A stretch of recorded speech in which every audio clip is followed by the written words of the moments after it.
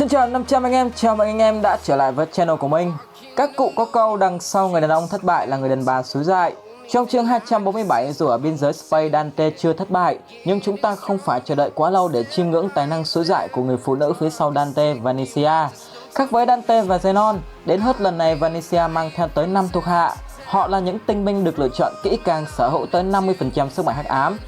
Rõ ràng để chinh phạt Hurst, Vanicia đã tỉ mỉ lên kế hoạch cô và 5 thuộc hạ sẽ đối đầu với Lolo Petrica vào nhóm ngũ linh. Đó là nước đi rất hay, nhưng ở Hurst hiện giờ còn có nhóm pháp sư thế hệ mới Clover đã hừng hực khí thế muốn quẩy sau khoảng thời gian dài cày cuốc. Họ sẽ chiến đấu thế nào với kẻ thù đều ở cấp độ đoàn trưởng. Ngày hôm nay chúng ta sẽ cùng nhau phân tích đánh giá chương 248 để theo dõi trận chiến đầu tiên giữa Luke và Svenkin nhé anh em. Như ta đã thông báo trên page, đó là tuần sau vào ngày 5 tháng 5 năm 2020 sẽ không có anime tập 133 vì lý do corona khó kiểm soát ở Nhật. Manga cũng theo đó mà dừng. Tuy nhiên anh em đừng bức xúc mà bức luôn cả cốc nhé, mọi thứ sẽ sớm quay trở lại thôi. Nếu những khung cảnh cuối cùng của chương 247 là hình ảnh Luke ăn hành thì mở đầu chương 248 là những hồi tưởng về quá trình tập luyện ở Hurst của Luke. Đúng như chúng ta nhận định, Luke đã được tập luyện với Gaza. Trong quá khứ, Vanessa và Hurst từng giao chiến. Sau trận chiến ấy, Lolo phải gánh chịu lời nguyền hắc ám ở bụng. Gaza nhận một vết sẹo đau hơn chia tay người yêu ở trên mặt. Đó là những tổn thất, nhưng nếu nhìn nhận kỹ hơn thì việc họ thoát chết trước Megicula mới thực sự đáng kinh ngạc. Với sức mạnh bá đạo và sự động ác Zenon và Dante thể hiện, chúng ta có thể hiểu để sống sót sau khi giao chiến với Tam Hoàng, hoặc là người đó rất may mắn hoặc là họ phải rất mạnh. Sức mạnh của nữ hoàng là điều không bàn cãi, nhưng khả năng của Gaza thực sự đáng chú ý. Anh ta chắc chắn là người mạnh nhất của ngũ linh, sở hữu sức mạnh đáng kinh ngạc, có thể giao chiến được cả với Julius. Vì lý do đó đúng với cái tên Luke thật may mắn khi được Gaza huấn luyện. Trong lần đầu xuất hiện, chúng ta đã thấy Gaza sử dụng một ma pháp rất lạ có tên là Rune. Đó là những ký tự cổ chạy dọc từ bàn tay đến ma pháp. Nó hoạt động như một câu lệnh cử hóa ma pháp. Thông qua Rune, pháp sư có thể tạo ra những hiệu ứng đơn giản như khuếch đại ma pháp hay ra lệnh cho đòn tấn công truy đuổi đối thủ. Độ hiệu quả của Rune phụ thuộc vào kết cấu ma pháp mà pháp sư tạo ra. Có nghĩa là nếu chiêu thức càng phức tạp, khi kết hợp với Rune nó sẽ càng mạnh. Bên cạnh Rune, Hurst còn sở hữu một thứ ma pháp cực kỳ lợi hại, cho phép pháp sư hô mưa gọi sấm từ thiên nhiên. Tức là thay vì tự tạo ra sấm sét gió bão từ ma pháp, họ sẽ sử dụng chúng từ trong tự nhiên để chiến đấu. Họ đặt tên cho nó là chân, như chân lôi ma pháp, chân phong ma pháp, chân vân vân mây mây. Chúng ta từng thấy Lolo Petrica sử dụng ma pháp này để điều khiển hệ thống nước trong cả vương quốc. Có nghĩa là nếu những pháp sư nguyên tố tự nhiên như Juno, nếu học được kỹ năng này có thể sử dụng gió từ thiên nhiên để tấn công đối thủ. Rất bá đạo đấy anh em. Rune và chân ma pháp rất hữu dụng trong chiến đấu, nhưng chúng là những ma pháp cao cấp nên để học được Rune, sức mạnh pháp sư ít nhất phải ở bậc 3, và để thành thục được chân ma pháp đối với Gaza là 2 năm. Với 6 tháng ít ỏi, liệu chó điên Clover Luke có thể thành thạo sử dụng chân lôi ma pháp? Trước time skip, các thành viên hắc bộc ngưu đã tự đặt ra tiêu chuẩn sẽ phải mạnh mẽ ngang một đoàn trưởng. Vì lý do đó họ sẽ tích cực tầm sư học đạo. Tuy nhiên Tabata đã thẳng thắn khẳng định tầm sư là một chuyện, còn có học được đạo hay không là còn tùy nhân phẩm của mấy chú. Trong chương này, Magna là nạn nhân đầu tiên của chân lý ấy. Chúng ta cũng mới có thể ngờ được anh chàng này yếu đến mức không đủ mana để sử dụng Rune. Cấp bậc sức mạnh của Magna đang ở bậc 5, còn Luke ít nhất là bậc 3. Nghe nó có vẻ sai sai anh em ạ. Rõ ràng từ đầu series tới giờ, Magna và Luke cũng giống như Juno và Asta, Yami và Zack hay Nogel với Fuegoleon, được xây dựng như một cặp bài trùng ngang ngửa nhau về sức mạnh lẫn mức độ phá hoại. Họ cũng thường có những trận so tài và kết thúc khi cả hai cùng ngã gục vì kiệt sức. Tuy nhiên nếu nhìn nhận kỹ thì Luke giờ đây đã mạnh hơn bởi cậu vừa nhận được một lượng ma lực sau khi El tan biến. Hơn nữa, chó điên Clover còn sở hữu năng khiếu chiến đấu thiên bẩm.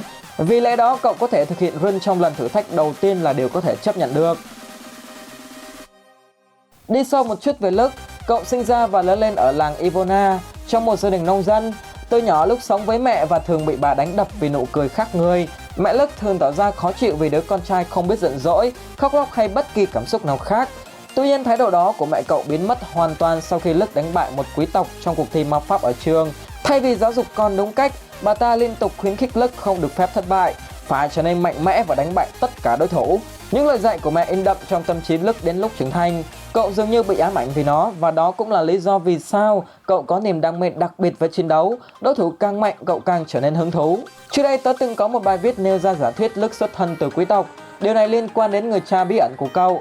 Việc mẹ Lức phấn khích khi cậu đánh bại quý tộc có thể là vì cha cậu cũng là một quý tộc nhưng đã bỏ rơi hai mẹ con, khiến bà có thành kiến với quý tộc và khao khát được đánh bại chúng. Bên cạnh đó, Lức cũng là nông dân duy nhất bị ảnh hưởng bởi cấm chú trọng sinh, điều đó rất khác thường. Chính vì lý do đó tớ nghĩ rằng Lức ít nhất cũng là một quý tộc hoặc hoàng tộc này nọ cũng được anh em ạ. Quay trở lại chương 248, trước tình cảnh tầm sư nhưng không học được đạo, Magna đành ngậm ngùi quay xe ra về. Chứng kiến người yêu thất bại từ vòng gửi xe, với nụ cười bình thản, Lức vô tình thốt ra một chân lý: có phấn đấu thì mới có ăn, yếu kém mà không chịu tỉnh ngộ thì chỉ có ăn ... ăn đầu ... Về phần Magna, tớ nghĩ cậu còn rất nhiều nơi để tập luyện như tìm đến Fuegoleon, Mereoleona hoặc là Zora. Cặp đôi này vẫn chưa xuất hiện sau time skip, họ rất có thể đang ôm ấp nhau ở một nơi nào đó. Zora với khả năng nhìn nhận đưa ra những phán đoán chính xác rất phù hợp để Magna nhận ra khuyết điểm bản thân và hoàn thiện nó. Dù sao thì Magna chắc chắn sẽ tìm được từ còn trống trong dấu 3 chấm này thôi anh em ạ. Hồi tưởng về quá khứ kết thúc, ở hiện tại Svenkin đang đe dọa trực tiếp đến tính mạng Lức. Svenkin cũng thẳng thắn khẳng định nghịch lý, dù chú có phấn đấu cỡ nào thì vẫn ăn ... ăn đầu ... Để chứng minh nghịch lý đó, Svenkin liên tục tấn công và nhồi nhét từng củ hành vào mồm Lức. Hắn cũng khẳng định chắc nịch Lức, một pháp sư bậc 1 sẽ không có cơ hội hạ được hắn, một pháp sư bậc 0.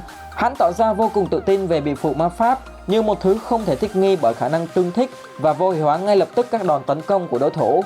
Svenkin liên tục tấn công, những vết thương trên Lức xuất hiện ngày một nhiều. Tất cả những gì Lức cần lúc này chính là gia tăng tối đa sức mạnh để lớp da dày kia không thể thích nghi kịp với đòn tấn công. Để không phụ lòng lời xối dại của Vanessa, Svenkin đã nghĩ ra đối sách chiến đấu hết sức thâm thúy lấy thịt đè người, ai cạn kiệt ma lực trước kẻ đó sẽ thua cuộc.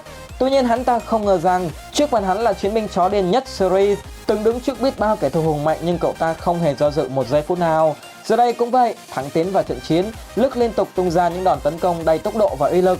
Cậu khéo léo kết hợp lớp giáp với rune nhằm cường hóa tối đa tốc độ chiến đấu. Vậy là chỉ với 6 tháng ngắn ngủi, cậu nhóc đã thành thục được kỹ năng mà Gaza mất tới 2 năm để luyện tập. Dù vậy nhưng mọi thứ vẫn rất khó khăn với Lức khi những đòn tấn công của cậu trở nên vô hại trước đối thủ. Càng khó khăn hơn khi Svenkin biến bộ giáp của hắn thành một pháo đài bắn ra liên tục những viên đạn ma pháp. Vết thương trên người Lức mỗi lúc một nhiều hơn. Ở thời điểm khó khăn ấy, cậu đã quyết định sẽ gia tăng tốc độ lên mức nhanh nhất có thể. Hy vọng xuất hiện khi điểm yếu của Svenkin lộ ra. Bị phụ ma pháp của hắn không kịp biến đổi theo tốc độ quá nhanh của Lức. Hắn cảm nhận được điều đó và quyết định sẽ bao bọc bản thân bằng lớp da dày để phòng thủ từ đầu. Tuy nhiên điều đó chỉ giúp cho đòn kết liễu của Lức thêm ngầu lòi mà thôi. Lần này chúng ta thấy Lức tạo ra tới 5 lệnh cường hóa từ rune. Có cảm giác như nó nhanh đến mức bản thân cậu đã trở thành một tia sét lao xuyên qua người đối thủ. Svenkin gục ngã và không thể tin điều gì đang xảy ra trước mắt. Với việc Lức hạ gục một kẻ trước đó đã đánh bại linh vệ, vô tình tạo ra nhiều ý kiến trái chiều rằng Lức đã mạnh hơn một linh vệ. Hơn nữa, để thành thạo chân lôi ma pháp, Gaza đã mất tới 2 năm. Tại sao Lức có thể làm được điều đó chỉ trong vòng 6 tháng? Phải chăng Tabata đang phá vỡ những logic trong bộ anime của mình khi bốc quá tay cho dàn con cưng hắc bộc ngưu? Bên cạnh đó, sự chênh lệch sức mạnh trong các bậc ma pháp nó cũng đang khá mơ hồ. Magna, một chiến binh bậc 5 có thể chiến đấu ngang ngửa và vắt kiệt sức một chiến binh bậc 3 như Lức. Hay sau time skip, Lức, một chiến binh bậc 1 có thể hạ gục một tông đồ hắc ám bậc 0 sở hữu 50% sức mạnh hắc ám. Rõ ràng để tránh gây tranh cãi, Tabata cần phải giải thích cặn kẽ những điều đó trong các chương sau của Black Clover. Trong video này tớ sẽ giải thích vấn đề đó theo quan điểm của riêng cá nhân rằng Lức có thể đánh bại Svenkin vì khắc chế nhau trong ma pháp. Xét về ma lực và sức mạnh, Lức thua kém hoàn toàn tên tông đồ ấy, nhưng có một điểm Lức vượt trội hơn chính là tốc độ. Sức mạnh chính của Svenkin chính là khả năng phòng thủ. Lớp da của hắn có thể thích nghi và vô hiệu hóa mọi đòn tấn công khi tiếp xúc. Tốc độ thích nghi của lớp da nhanh đến mức nó xảy ra gần như ngay lập tức. Nhưng nếu để cao tốc độ nhanh hơn cả thời gian thích nghi của lớp da dày thì Svenkin hoàn toàn phế. Lức đã thành công trong việc đó. Điều đó đã hợp lý hóa chiến thắng của Lức trước kẻ đã hạ gục một ngũ linh. Không có nghĩa là Lức mạnh hơn một ngũ linh nhé anh em. Trong chương sau chắc chắn Chami, Noel và những thành viên Clover khác sẽ ra trận.